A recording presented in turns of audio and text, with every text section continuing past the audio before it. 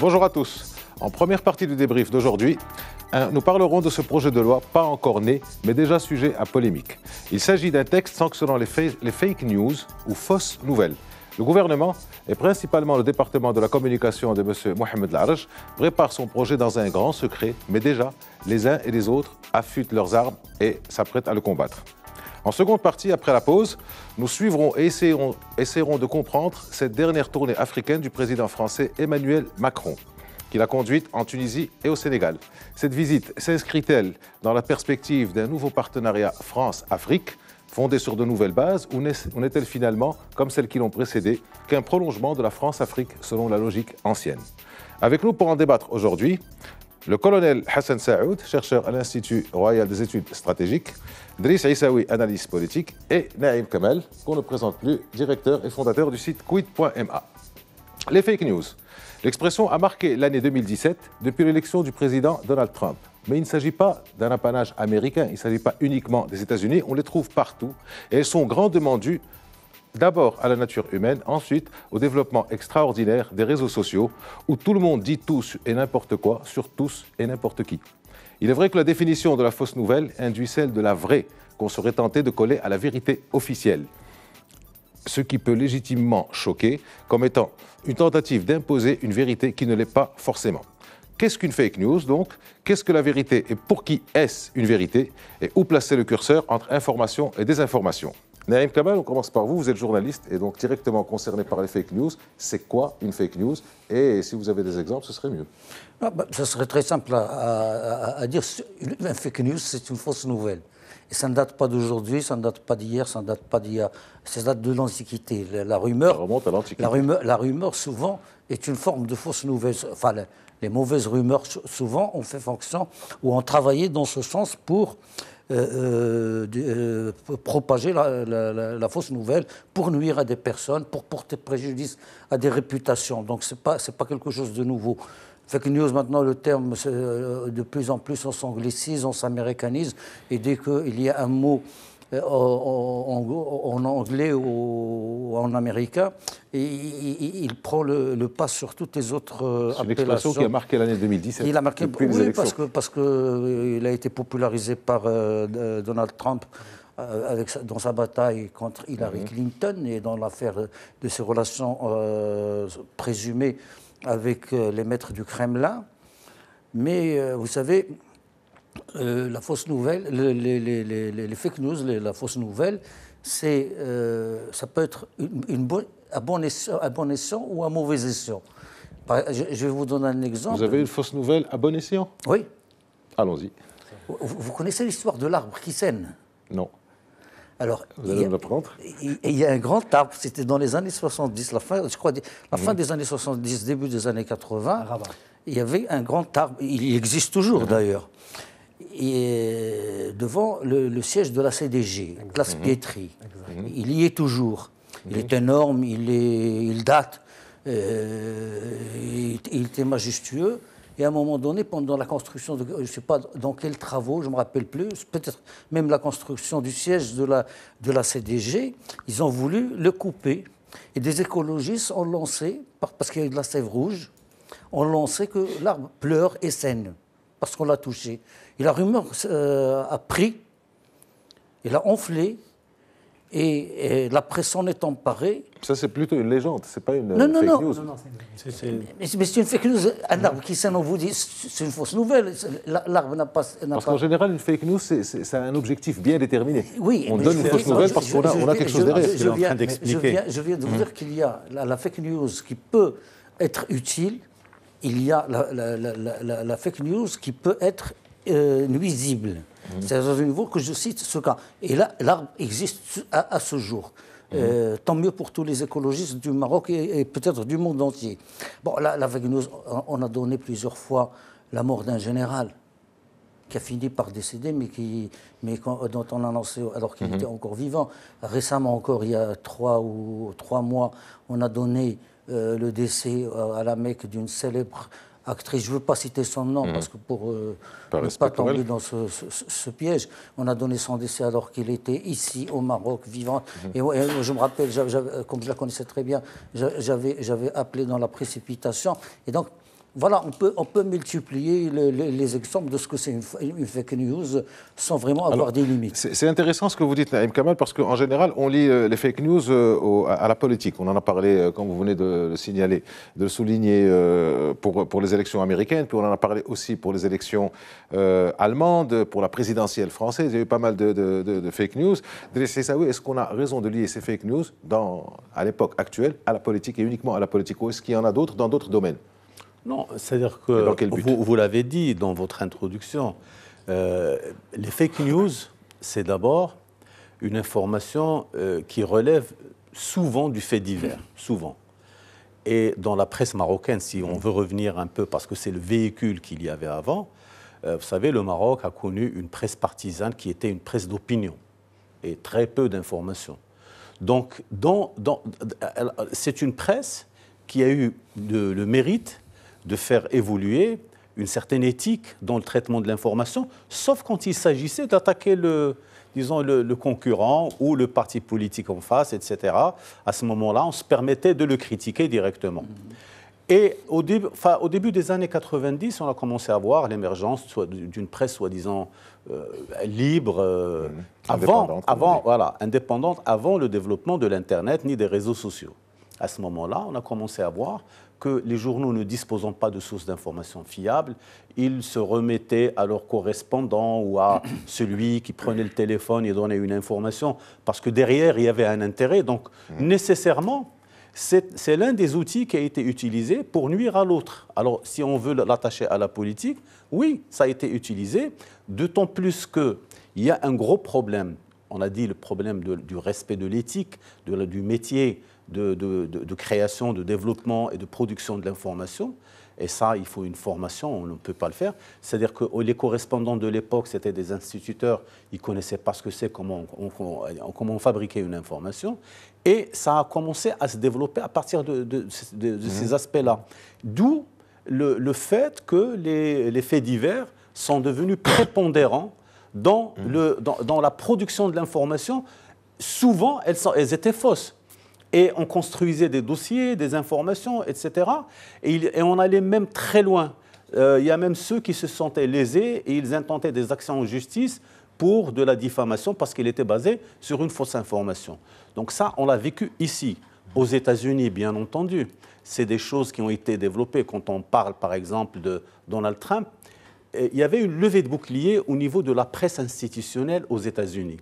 Je parle du New York Times, du Washington Post, les grands médias qui ne voulaient absolument pas voir quelqu'un comme Trump aller au pouvoir. Donc, ils ont commencé à sortir de l'information. Lui, qu'est-ce qu'il a fait ?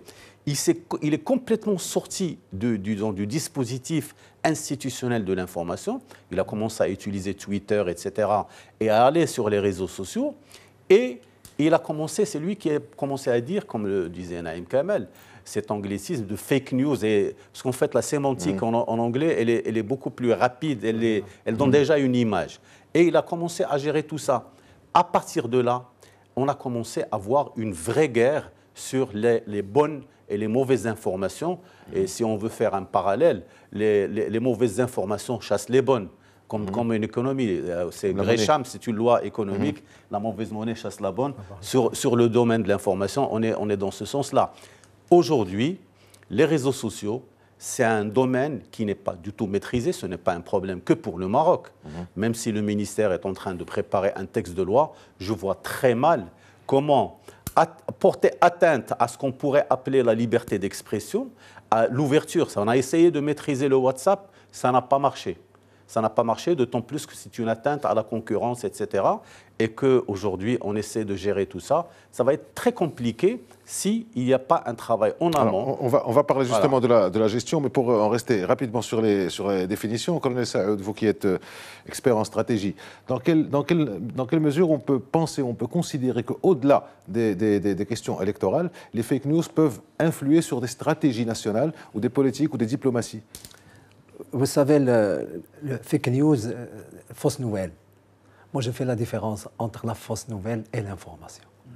L'information, pour moi... La fausse nouvelle passe souvent par l'information, c'est ça le drame ? Non, pour moi, une information, journalistiquement parlant, elle est vérifiée elle est recoupée, elle est authentifiée.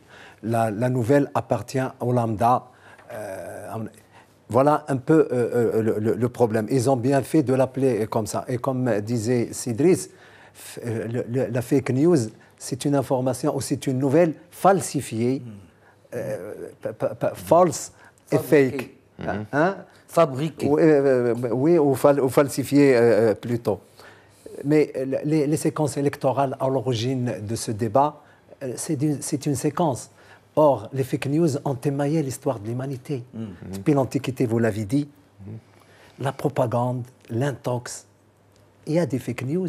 La désinformation. La désinformation, les faux renseignements à l'ennemi, ça a toujours émaillé l'histoire de l'humanité. Et donc, ça ne date pas d'aujourd'hui. Et ça continuera. Qu'est-ce qui a fait exacerber tout ça? Eh bien, c'est la viralisation. C'est tout le buzz. C'est tout le buzz. C'est la technologie à laquelle on attribue tout, alors que la technologie, à mon sens, est neutre. C'est l'être, c'est le manipulateur qui en fait ce qu'il veut. Donc, c'est un débat qu'il faut absolument C'est-à-dire que quand l'être humain était livré à lui-même, il donnait sa fake news ou sa fausse nouvelle à son interlocuteur, alors que maintenant, avec les réseaux, c'est beaucoup plus large. Oui, mais c'est lui qui manipule la technologie. La technologie, ce n'est qu'un instrument. Le colporte que ce que vous lui C'est donnez. le colportage, c'est le véhicule. Donc, n'attribuons pas tout à la technologie. La technologie est neutre. Elle est ce qu'on en fait de bon ou de pernicieux. Et donc, elle émaille toute la vie nationale. Les échéances électorales, ce sont des séquences. Mais les fake news, elles existent tous les jours. Ce qu'il faut voir, à mon avis, c'est quelle est la portée, l'origine et les motivations. Parce que la portée est importante. Si je vise Sinaïm, ce n'est pas viser une nation, ce n'est pas viser l'humanité, parce que la fake news peut atteindre l'humanité entière, et on va revenir peut-être, si on rappelle la séquence de Colin Powell, c'est une fake news qui a transformé toute la... Il faut la rappeler. Et donc, il y a la portée, il y a les motivations. C'était une fake news le plus officiel du monde. La plus monstrueuse de La plus l'histoire. monstrueuse, qui a touché l'humanité entière. On se rappelle que c'était au Conseil de sécurité de l'ONU. En direct. Et en direct, il y avait justifier la guerre contre l'Irak. Voilà. Sur les armes de destruction massive. Sur les armes de destruction massive. C'était en 2003 pour justifier la guerre contre l'Irak en 2003. Il a été jusqu'à montrer des images soi-disant satellitaires qui prouvaient l'existence de ces armes de destruction massive. Mais c'est une fake news monstrueuse, comme vous l'avez dit, et ben dans les conséquences.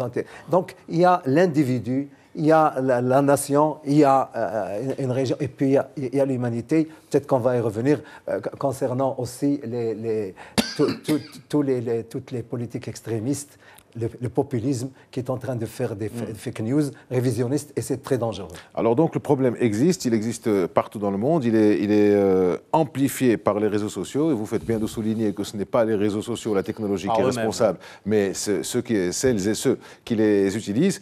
Est-ce que, puisque c'est aussi ample que ça, Driss Issaoui, vous pensez qu'il est normal que le législateur puisse s'occuper de cette question, de ce domaine? Et est-ce que vous penseriez éventuellement que ce serait une entrave à la liberté d'informer? Et on entre dans notre sujet.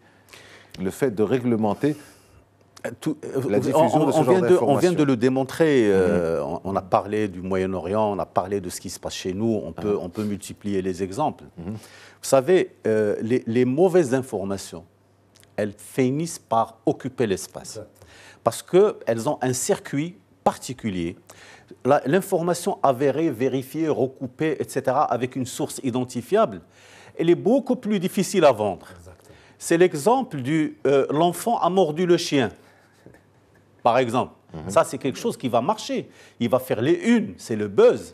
Mais si vous dites qu'un chien a mordu un enfant, ça se passe tous les jours, c'est un truc normal. Vous savez, c'est une logique de fonctionnement de cette circulation de l'information. Personnellement, je crois que toute tentative de régulation de manière autocratique de l'information est un exercice qui est extrêmement difficile et qui est contre-productif et complexe. Quelle que soit la loi. Parce que, vous savez, la force de ce pays, c'est qu'il a toujours eu une plateforme d'expression libre de la parole depuis 1958 avec le Daïr des libertés publiques. À chaque fois qu'on a essayé d'introduire une régulation, c'est comme si on se liait les mains pour ne plus pouvoir bouger parce qu'on a créé un nouvel obstacle et un nouvel espace de non-droit. C'est ça le problème. Vous voulez créer un espace de droit, de circulation de l'information, vous faites le contraire. Aujourd'hui, ce qu'il faut défendre, c'est un approfondissement des espaces de liberté, d'expression, du débat contradictoire, bien, mais en même temps, faire un travail en amont sur tout ce qui est éthique, sur tout ce qui est métier. Parce que le métier, personne ne l'enseigne. Tout le monde, tous ceux qui veulent s'improviser, aujourd'hui, vous avez un téléphone, vous êtes sur Facebook, vous faites un direct, ça y est, vous êtes devenu journaliste, vous avez... Alors qu'un journaliste, quand il arrive sur place, il a un certain nombre de précautions à prendre. Il va voir qu'est-ce qui s'est passé, qui fait quoi, les 5 W, comme on le dit dans le métier. Il y a la pyramide inversée, il essaie de travailler son information, de trouver une première source, une deuxième source avec laquelle il fait la contradiction. C'est même dans le renseignement, dans le domaine de renseignement, on travaille de la même manière. C'est-à-dire on ne peut pas venir et on jette l'anathème sur quelqu'un. Aujourd'hui, il y a un travail à faire. Je pense que le travail n'est pas fait et il faut le faire à tous les niveaux, de l'école, l'université, mais particulièrement pour ceux, c'est-à-dire que les réseaux sociaux dont on a parlé, il y a des règles de confidentialité, il y a des règles qui sont... Personne ne prend la peine de lire les engagements qui le lient à Facebook, qui le lit à Snapchat, qui le lit. Personne ne le lit. Mais même Facebook est en train de revoir sa politique, les réseaux sociaux, parce que les gens ne suivent pas. Ça les dépasse. Parce qu'ils sont sans conséquence, ces engagements. Voilà. Alors, le problème, l'engagement pour la personne, vous savez que eux... Oui, les personnes sont sans conséquence. Parce qu'en fait, qu'est-ce qu'ils te disent ? Eux, dans leur substrat juridique, ils reviennent aux grandes lois sur la liberté d'expression, sur les droits de l'homme, sur les droits humains, etc. Mais nous, on ne s'attache pas à cela. Alors, si notre gouvernement veut faire un travail, il faut qu'il le fasse dans ce sens-là, d'une meilleure appropriation des règles d'éthique et de déontologie. Ce sont des règles qui sont valables au Japon, en Chine, partout. Vous remontez jusqu'en 1958, effectivement, mais le monde était un peu ralenti jusqu'à ces dernières années. Maintenant, avec le développement de la technologie, ça va beaucoup plus vite. Il est donc normal, référentiel. Il est donc normal que le législateur accompagne. Le texte de 58, il y a un référentiel extrêmement avant-gardiste. Il faut le lire. Moi, je pense, j'invite les... Est-ce qu'il est toujours valable maintenant avec, il est avec les moyens ? valable aujourd'hui, c'est-à-dire il est valable à condition de mettre les mesures d'accompagnement en termes de la presse. Est-ce que, alors justement, j'y arrive, Naïm, colonel, est-ce que je vous pose la même question finalement, je voyais que vous vouliez réagir. Le législateur doit suivre les évolutions parce qu'à chaque évolution, il y a forcément un dérapage, ou il y a forcément certaines déviations, on va dire. Est-ce que, je vous pose donc la même question, réagir, est-ce créer une entrave à la liberté, parce que c'est ce que commence à dire déjà la profession journalistique en critiquant le gouvernement sur ce projet qui est en formation. Oui, Sidris a dit quelque chose de juste. Trop de lois tuent les lois essentielles. Montesquieu l'a dit, ça c'est clair. Et pour répondre à votre question d'avant, c'est vrai que les fake news peuvent détourner un débat, peuvent agir sur une décision gouvernementale et peuvent être orientés quelque part. Donc, pour aller dans la référence électorale, à mon avis, elle a exacerbé, mais elle n'est pas déterminante. Pour la question technologique, la loi doit évoluer, c'est normal. Voilà. Oui, mais il y a un cadre déjà. Est-ce que moi, citoyen lambda, sur Facebook, est-ce que j'ai les mêmes obligations déontologiques que le journaliste Naïm? Je pense que ça, il faut éclaircir ça. À partir de quel moment ma responsabilité autre qu'individuelle, la déontologie, moi et la déontologie, je parle du citoyen lambda. Moi je ne connais pas. J'ai entendu une rumeur. J'ai un espace de liberté démocratique où je peux m'éclater. Pourquoi pas? Mais là, il faut... Démocratique, il faut dire anarchique. C'est vrai. Plutôt, oui. Non, il a été fait justement démocratiquement, mais en même temps, il a tué quelque part la démocratie. Alors, justement, on parle de législation, on parle de législateur, on parle d'évolution de la loi. Naïm Kamal, je m'adresse encore à vous. Vous êtes journaliste. Il y a déjà un code de la presse et de l'édition qui date de... Idriss est journaliste également. Pardon? Idriss est journaliste également. Mais vous êtes journaliste officiellement, on va dire. Lui, il est plutôt analyste politique tout en étant journaliste. Mais vous c'est votre profession depuis 40 ans, on disait la dernière fois.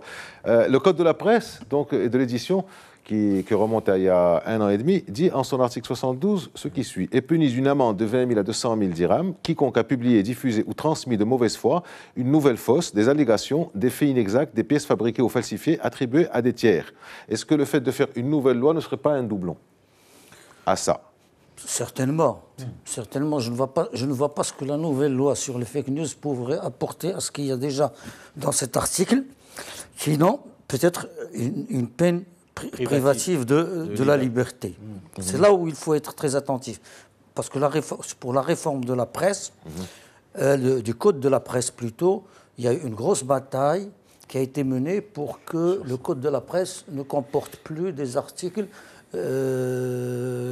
privatifs de liberté. C'est-à-dire qui vous amènent... Il n'y a pas de privative de liberté, il y a une privative de pouvoir d'achat. La grande bataille qui s'est déroulée pendant parce que vous savez, la réforme du code de la presse a pris au moins une vingtaine d'années. C'est une bataille qui a duré au moins une vingtaine d'années. On a vu 5 ministres passer sans qu'on voit rien sortir. Et finalement, bon, c'est sorti sous le mandat de l'avant-dernier ministre, Mustafa Al-Khelfi, qui est actuellement porte-parole du gouvernement. Finalement, il nous a donné un avortant qui est un mélange de tout et qui finalement a compliqué la situation de tout le monde. Un projet qui dépassait, à partir du moment où il est né, était déjà dépassé, obsolète. D'autant plus que le code pénal lui-même est déjà concerné, par exemple, quand il s'agit d'allégations de diffamation, vous pouvez recourir au code pénal. Ouais. Vous pouvez recourir au code pénal. Alors, une loi de plus sur les fake news, et je ne vois même pas comment on peut vraiment l'appliquer sérieusement aux réseaux sociaux. D'abord parce que c'est des millions d'utilisateurs. C'est diffus. C'est diffus. C'est des utilisateurs qui peuvent se trouver avec des adresses IP ici au Maroc, où vous pouvez les trouver en Yougoslavie, en Afghanistan, où vous les trouvez au Canada.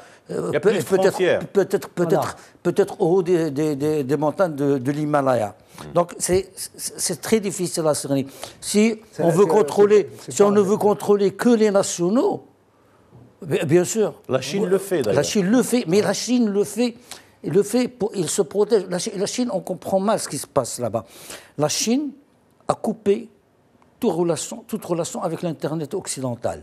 Mais il a son propre Internet. Il a ses propres réseaux sociaux. Dans sa langue. Il charrie très certainement de fausses informations sur 1 milliard de personnes. Il a ses propres moteurs de recherche. Vous savez, tout ce que vous pouvez trouver dans Google et qui est intéressant, vous le trouverez dans un moteur de recherche chinois, mais qui est nettoyé.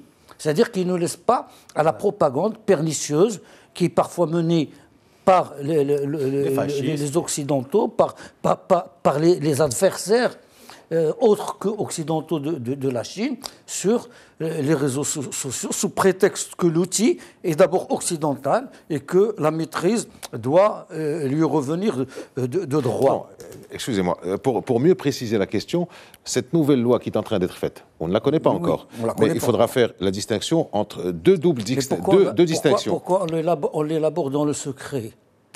Parce que justement, c'est quelque chose qui a trait à la liberté d'opinion et d'expression. Mais ce que je voudrais savoir, c'est que, d'abord... C'est-à-dire qu'on a quelque chose à cacher. D'abord, l'élaboration d'une loi, comme de partout dans le monde, elle doit se faire dans la transparence. Et dans la concertation. D'abord, la concertation, on appelle les professionnels, on appelle les universitaires, on appelle la société civile, on appelle les experts. Ça ne veut pas dire que ça ne va pas être fait. Le projet est en construction, le projet est en cours d'élaboration, on ne sait pas, mais il faudra... il arrivera au Parlement. Je continue sur la précision de ma question, si vous le voulez bien. Il faut distinguer d'abord entre ceux qui diffusent les fausses informations, journalistes professionnels tenus à un code et une déontologie, et internautes lambda. Première distinction. Et la deuxième distinction, qu'est-ce qu'une fausse nouvelle ? Est-ce que c'est véritablement une fausse nouvelle ? Qui détient le pouvoir de décider que c'est une fausse nouvelle ou une vraie nouvelle ? Forcément, si on vous dit que la Chine, vous en parlez, est en Europe, c'est une fausse nouvelle. Mais il y a des choses qui sont beaucoup plus subtiles et beaucoup plus fines que ça. Et c'est peut-être que ça, que le projet devrait porter. Vous savez, dans la fausse nouvelle, il y a la fausse nouvelle intentionnelle. C'est celle dont a parlé le colonel tout à l'heure, en disant que en parlant de désinformation, d'intoxication, de renseignement, et ça, c'est délibéré. Délibéré, c'est-à-dire ce sont généralement des constructions très subtiles, très fines, c'est des professionnels de la fabrication de la fake news. Hein, il y a ça. Donc on peut en tenir compte, et pour les contrecarrer, il faut en face des professionnels. Il faut en face des professionnels qui savent comment démonter une fausse nouvelle, comment la déconstruire et comment répliquer, comment la détruire, comment détruire sa viralité. La MAP dispose d'un service récent sur ça d'ailleurs. Récent, oui. Oui. C'est important, il faut le dire, parce que quand il y a une fake news qui concerne le Maroc, la MAP... C'est Khalil Hachimi qui a fait du bon travail là-dessus. Il ne va pas pouvoir tout combattre, mais déjà s'il réduit le risque, c'est déjà bien. Le volume, c'est bon. Maintenant, il y a d'autres fake news, ceux qui concernent la population ordinaire l'honneur des gens, des réseaux sociaux, qui nuit aux gens, qui règle ses comptes avec des gens. Et vous entrez, moi je n'y vais plus, parce que je suis dégoûté. Vous entrez sur les réseaux sociaux de Facebook, vous voyez le niveau, vous voyez la langue, vous voyez la vulgarité, vous voyez un tas de choses. Les insultes, les invectives, les attaques personnelles. Etc., les règlements de compte. Donc là, mais qu'est-ce que vous allez combattre là? Ou alors vous dites, il faut un filtre. Il y a un filtre, alors ça, il faut amener une armée. Une armée pour installer les barrières, les barrages informatiques, les SAS, nécessaires à l'élimination de ce genre de profil. Est-ce qu'aujourd'hui, vraiment, Facebook, qui génère avec ça énormément d'argent, a envie de limiter la propagation de ces réseaux? Je n'y crois pas. Mais pour revenir à la loi, celle qui se prépare au Maroc, je dis, et je pense que d'ailleurs les syndicats vont y aller, ce n'est pas nécessaire. Alors, il n'y a pas que les syndicats qui doivent y aller, parce qu'il y a le journaliste, bon, c'est clair, il a un code de déontologie, mais il y a les internautes passifs et les internautes actifs, ceux qui colportent les fausses informations. Mais nous y reprendrons après quelques instants de pause. À tout de suite.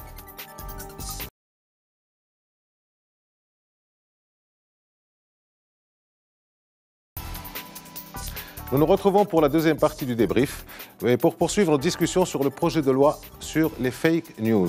Avec nous, pour ceux qui nous rejoignent, avec nous pour en discuter ce soir, Driss Issaoui, analyste politique, Colonel Saoud, chercheur à l'Institut Royal des études stratégiques, et Naïm Kamal, directeur de Quid.ma.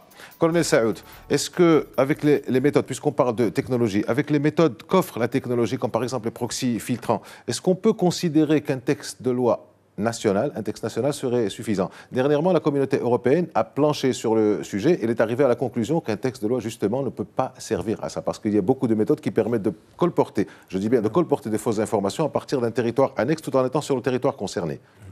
Alors, le problème des proxys, vous pouvez être deux autres, avoir un intermédiaire en Australie et c'est fini. Et Naïm a posé une question très importante. C'est le problème de l'administration de la preuve. La preuve numérique est très compliquée à réaliser. Il y a certainement un progrès technologique qui est en train de faire preuve, mais c'est compliqué. Et puis, il y a l'anonymisation des utilisateurs.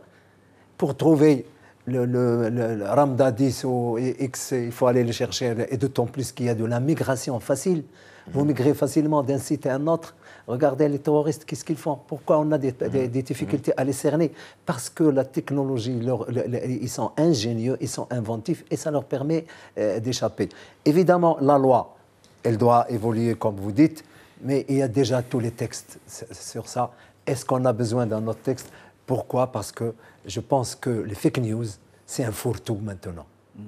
C'est un fourre-tout. On peut y mettre tout ce qu'on veut, parce qu'il y a de la calomnie, il y a de la diffamation, il y a de l'atteinte à la réputation, il y a de la concurrence déloyale. Vous savez, en économie, les fake news, elles sont nombreuses. Les industries pharmaceutiques, les industries alimentaires ne marchent qu'avec les fake news concernant les concurrents. Et donc, à mon avis, c'est un problème global qu'il faut traiter globalement. Alors, on est en train de parler de notre législation nationale, mais il y a un pays qui nous a devancé dans cette question, c'est la France. Driss Aissaoui, dans ses attendus pour ce projet de loi qui lui a été soumis à peu près au début de l'année 2017, même si le président Macron a annoncé la nouvelle, mais enfin bon, ça remonte à il y a un an. Dans ses attendus, le Sénat dit ça comme condition de définition de la vérité. Je vous lis, publier seulement des informations dont l'origine est connue ou les accompagner, si c'est nécessaire, des réserves qui s'imposent. Ne pas supprimer les informations essentielles et ne pas altérer les textes et les documents. C'est déjà... On est dans l'éthique de la production d'informations, c'est ça. Mais oui, mais ça concerne qui? Ça concerne uniquement le journaliste ou ça concerne aussi l'internaute? Mais c'est très compliqué, mais il faut y aller parce que ça pose un problème. Il faut y aller, ça je pose suis un problème. d'accord. Parce que même Macron, quand il est monté au créneau pour parler des fake news, ça le concernait lui-même. Voilà. Parce qu'on a sorti beaucoup d'informations sur lui, comme quoi il a un compte ici, il a un compte là, etc., sans aucune preuve. Qu'il était gay, qu'il était... Voilà, qu'il était gay, qu'il était machin, etc. Ça porte... Il y a la problématique de l'image, de l'honneur de la personne, de l'institution, etc., qui est engagée ici. Maintenant, si on a un texte qui veut aller dans ce sens-là, ça va leur prendre plusieurs années parce que c'est très fin comme disons, pour qualifier, parce qu'il faut d'abord qualifier cette information, vraie ou fausse. Et la question de la vérité est une question philosophique dont les philosophes ont essayé de répondre depuis très longtemps à cette question. Quand on revient à cela, au Maroc, moi je pense que il faut qu'on s'occupe de ce qui existe chez nous. On a une presse qui a un certain nombre de torts et de problématiques qu'il faut gérer. Il y a de la formation et il faut s'y mettre, parce qu'on en a parlé pendant longtemps. C'est comme le code de la route, tout le monde prétend le connaître, mais on ne le connaît pas. Et il y a un travail à faire au niveau de sensibilisation. C'est le travail des pouvoirs publics, des associations, des universitaires, des journalistes aussi qui doivent faire ça, pour aller sur les... C'est vrai qu'on n'a pas envie d'aller lire ce qui se passe sur les réseaux sociaux. Et je vous jure, souvent... Vous savez, c'est dommage, parce qu'il y a quand même des informations intéressantes. Il y a des atteintes aux droits de l'homme. Non, c'est bien. Nous sommes journalistes, nous savons qu'on peut prendre beaucoup d'informations réelles dont on n'était pas particulièrement informé sur les réseaux. Une information, il faut la collecter comment? Il faut la traiter comment? La restituer à qui? C'est ça le problème. Le direct du Facebook est un outil intéressant. Mais c'est aussi un outil qui charrie beaucoup de... Ensuite instantané. Voilà, c'est de l'instantané. C'est-à-dire qu'on ne peut même pas l'appréhender. Alors, dernière question sur le sujet, Naïm Kamal, encore une fois, journaliste. Est-ce que ça vous est déjà arrivé personnellement de prendre des informations sur les réseaux sociaux et comment vous avez traité ces informations? Vous prenez une nouvelle qui est assez énorme, quelle qu'elle soit. Ça m'est arrivé. Alors, comment vous procédez? C'est très simple. Vous vous rappelez, et ça, il faut le dire, sur le fake news. Je l'avais oublié, maintenant quand vous me posez la question comme ça m'est revenu. Vous savez, quand il y a eu le problème du complexe Moulay Abdallah lors du championnat africain des clubs, qui a eu le championnat mondial des clubs. Oui, c'est le championnat du monde. Championnat du monde, le mondial des clubs. Et qu'il y a eu de la pluie, et que le stade a été submergé. Qu'on a essayé de tirer avec la raclette. Avec des raclettes, etc. Et on a commencé, tout le monde à charrier le ministre, à charrier la fédération, à charrier le gouvernement, à charrier les responsables. Et on a fait de cette histoire de raclette une histoire vraiment de ridicule. De scandale politique. Il y avait eu un montage d'une présentatrice russe. Oui, tout à fait. Je ne sais pas si vous vous rappelez, qui riait, qui avait le fou rire.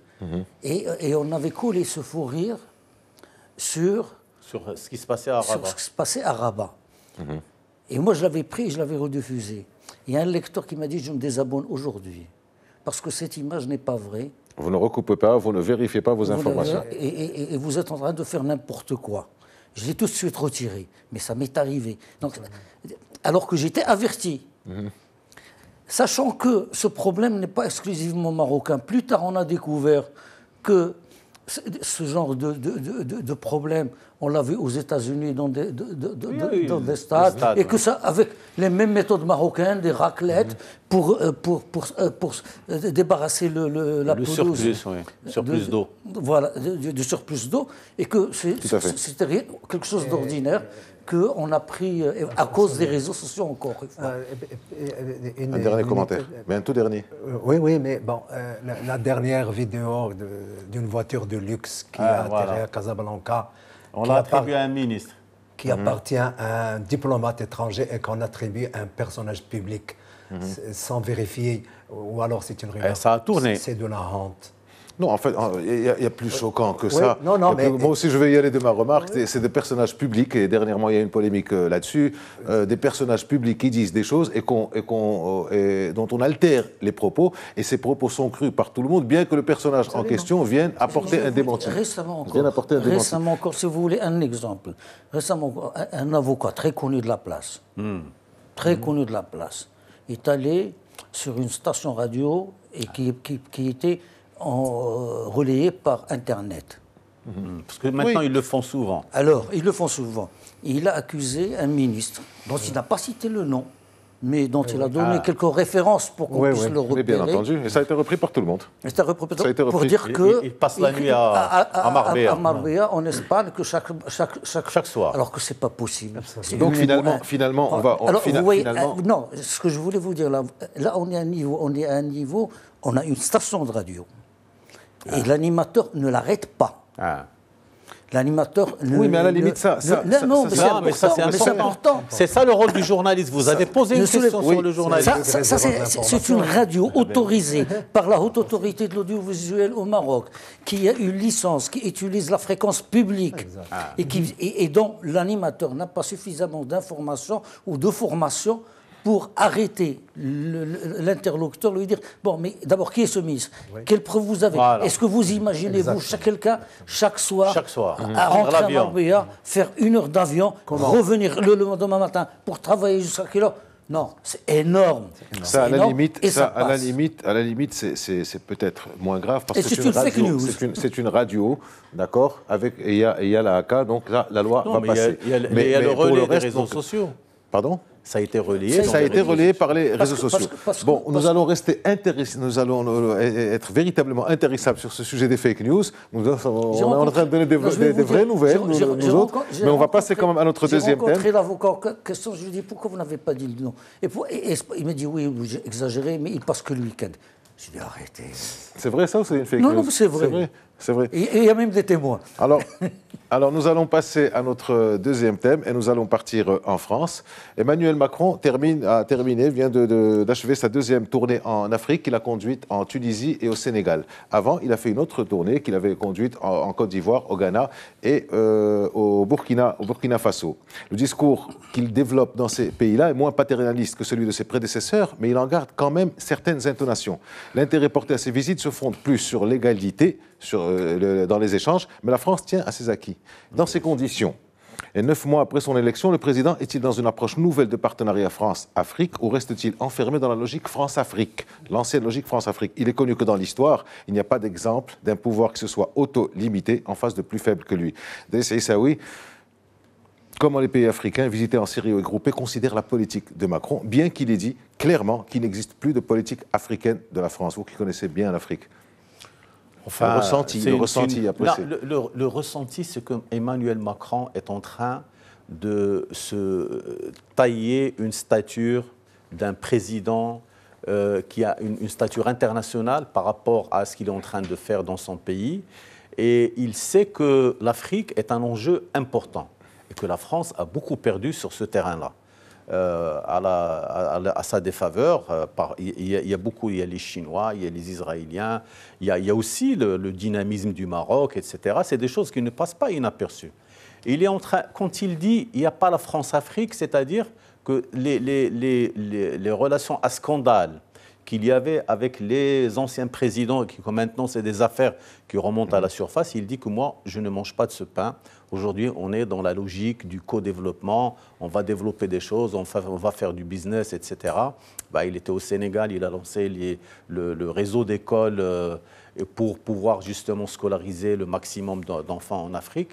C'est de bonne guerre, c'est-à-dire qu'un président français avec toute l'histoire et l'historique de la France avec l'Afrique ne pouvait pas aller entretenir cet acquis, parce qu'il y a beaucoup d'acquis.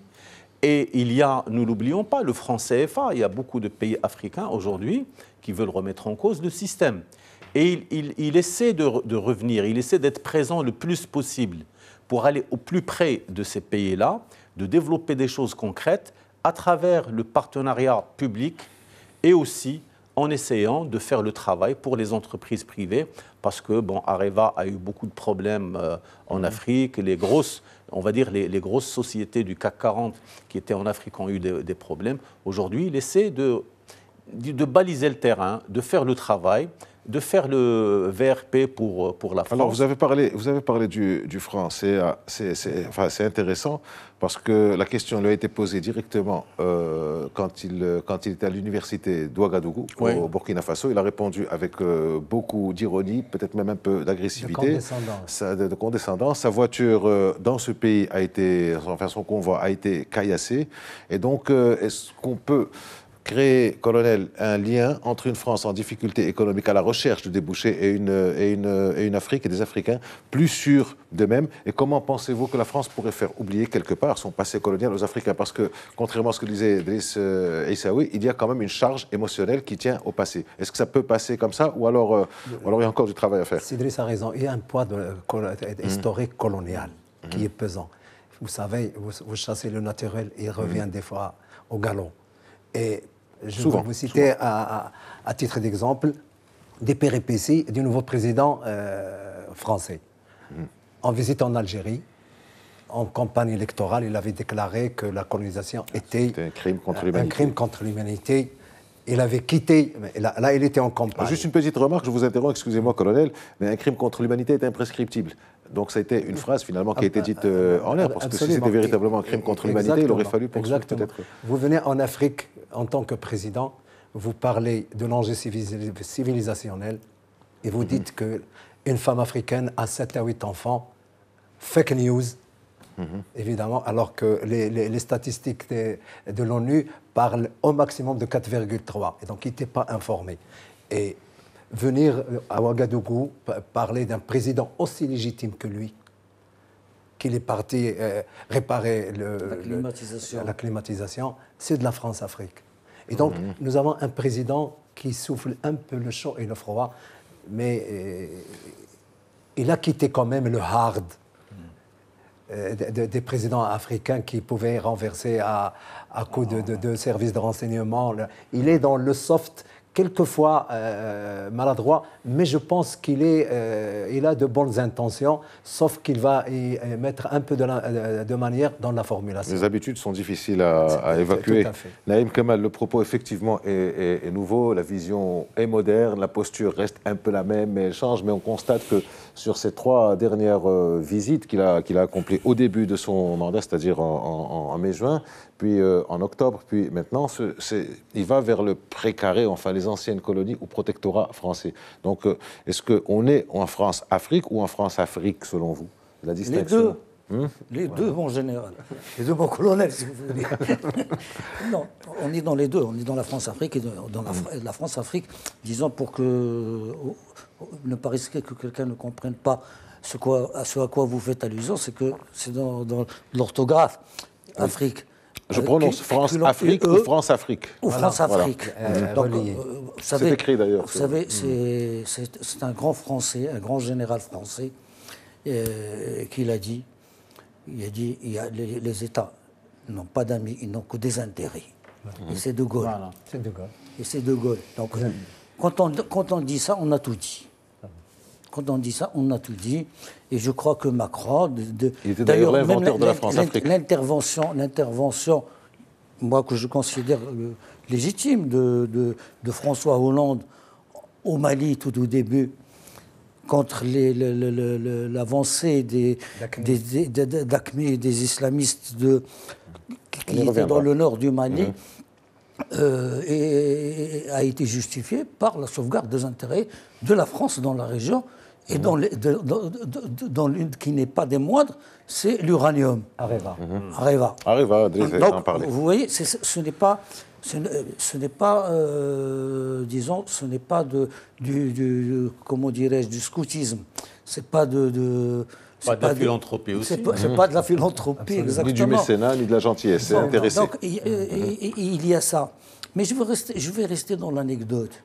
Le colonel Saoud a parlé tout à l'heure, je crois, ou Driss, je ne me rappelle plus, de propos, non, je crois que c'est le colonel Saoud sur le président qui allait réparer la climatisation, qui a fâché quand même pas mal de monde.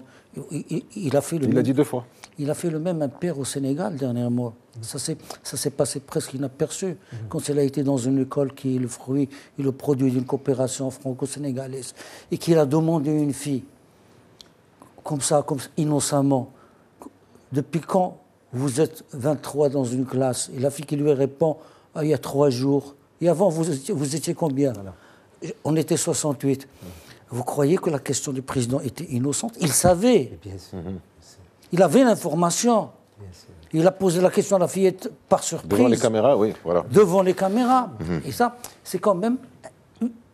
C'est un comportement... Il se fait l'attaché de presse de lui-même. C'est un comportement qui ne se permettrait pas à Bruxelles. Alors, attaché de presse, justement, je retiens l'expression, Driss, attaché de l'expression que vous citez, une question directe, est-ce qu'il est attaché de presse ou VRP, tout simplement? Parce qu'on a vu qu'au Sénégal, dont vous parliez, Naïm, c'est les entreprises françaises, c'est Eiffage, par exemple, qui prend la construction de tout ce qui va être construit. Tous les présidents français ont toujours entretenu des relations très, très serré et très rapproché avec le patronat français. C'est normal. Il y va de l'emploi à l'intérieur, il y va des débouchés à l'international. Tous les chefs d'État font ça. Mais je pense que quand il fait ce genre de travail, jeune comme il est, je pense qu'il se fait aussi, il travaille son image lui-même. Il ne fait même pas faire le travail par d'autres. Donc cette remarque faite à l'écolière sénégalaise, je pense qu'il est en train de faire le boulot lui-même pour dire nous sommes intervenus, on a changé la chose rapidement. C'est de la France-Afrique. Alors, oui, voilà. Il est obligé, de manière objective, d'aller défendre les intérêts. Souvent, ça se fait dans les coulisses, ça se prépare, il y a les experts qui partent avant, etc. Mais des fois, il y a le poids du président quand il est là, il y a des engagements qui sont pris. Et ce qui va changer aujourd'hui, c'est l'attitude des Africains. Voilà. Et les Africains ont changé, ils veulent prendre leur destin en main. Et il y a beaucoup de discours aujourd'hui qui disent que nous devons travailler par nous-mêmes. J'ai vu d'ailleurs une information circuler comme quoi la Chine elle espionnait le siège de l'Union africaine, etc. Parce qu'il y a beaucoup d'enjeux. Et le président français ne peut pas se départir de cette attitude, ni de cette posture, de faire la promotion de la France dans une Afrique qui bouge. Parce que si la France-Afrique, politiquement, est enterrée, les intérêts de la France sont toujours là. En fait, il faut qu'elle les défende. Ce qui est souligné par les médias du continent, c'est que, contrairement aux Chinois ou aux Japonais, ou à d'autres pays qui viennent faire du business, c'est clair. Absolument. Nous sommes là pour faire du business. Les Chinois, c'est des sociétés privées. On n'enrobe pas ça de discours politiques, moraux, sentimentaux, émotionnels. Nous sommes là pour le développement, on est là pour faire des affaires. Et donc c'est ça qui a été souligné. Colonel, justement, vous aviez réagi tout à l'heure. Cette présence française, vous qui êtes ancien militaire, est-ce que le fait d'envoyer des contingents et de leur changer le nom, comme ça s'est passé dernièrement pour les 3 ou 4 contingents qui sont en Afrique, est-ce que cette présence est quelque part une manière de faciliter la présence de la France en Afrique? D'abord, dans certains pays d'Afrique, en Côte d'Ivoire, au Sénégal. L'Afrique a mûri, elle est adulte. L'Afrique a de nouveaux dirigeants. Je vais vous donner 2 exemples. Le discours du président ghanéen avec Macron, quand il a dit l'Afrique n'a pas besoin de générosité. L'Afrique doit se construire par elle-même, par ses enfants.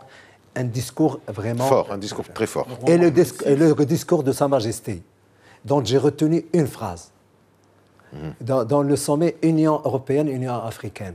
Nous sommes importants, les uns, aussi bien les uns pour les autres, et donc nous sommes importants aussi bien les uns que les autres. C'est-à-dire, nous devons traiter d'égal à égal. Le maternage est fini. Et ça, c'est l'Afrique.